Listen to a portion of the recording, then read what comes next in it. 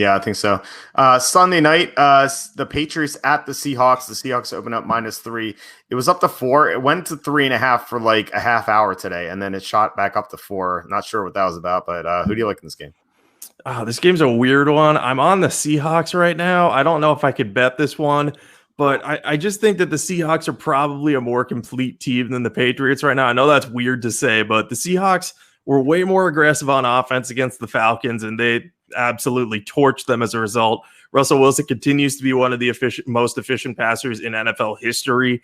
And if he continues to throw the ball 30 times a game, it's going to be really hard for opposing defensive coordinators to really compete with that because he just is so accurate and doesn't make many mistakes. And if he does start making mistakes, they can just turn to the run game and they'll be okay. But it's also strength versus strength, though. The Patriots secondary is their strong suit on defense. Seattle's passing game is their strong suit on offense. I think the Patriots will contain this, but again, Wilson's just too efficient. Like you can't completely stop him at any point. But on the other side of the ball, the Patriots' strength is their run game, but Seattle's strength is their secondary. So then there's a strength versus weakness matchup on that side of the ball. I don't really know how that's going to go.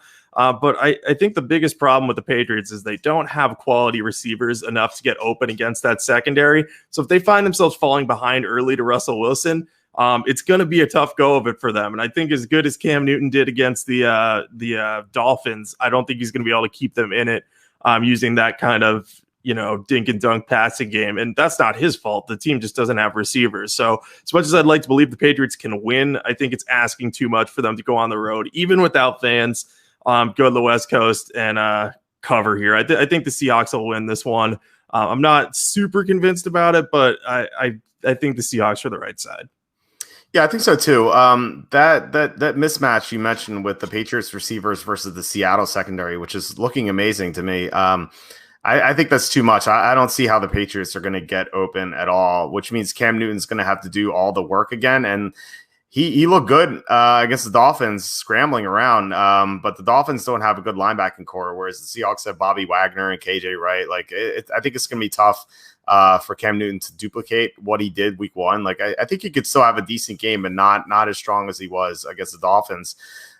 So with that in mind, I think the Seahawks are definitely the better team. And with that, I think that the spread's just way too low. Like I made the spread Seattle -6. DVOA says it should be 5. The computer model says it should be 4, which is, I guess, what it is. So, yeah, I'm definitely going to be in Seattle here for a few units.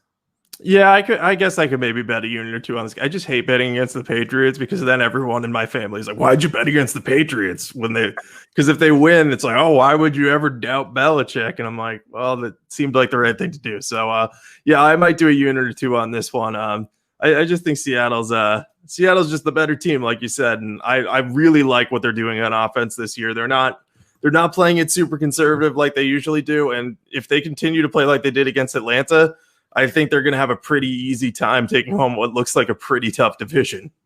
Yeah, they look so strong right now. And Russell, I love that they're letting Russell Wilson throw for once. I think it's only after week 1, but Russell Wilson and Aaron Rodgers look like the two front runners for MVP. So we'll see what happens. But yeah, I'm excited to watch this game. But yeah, I'm going to be right there with you.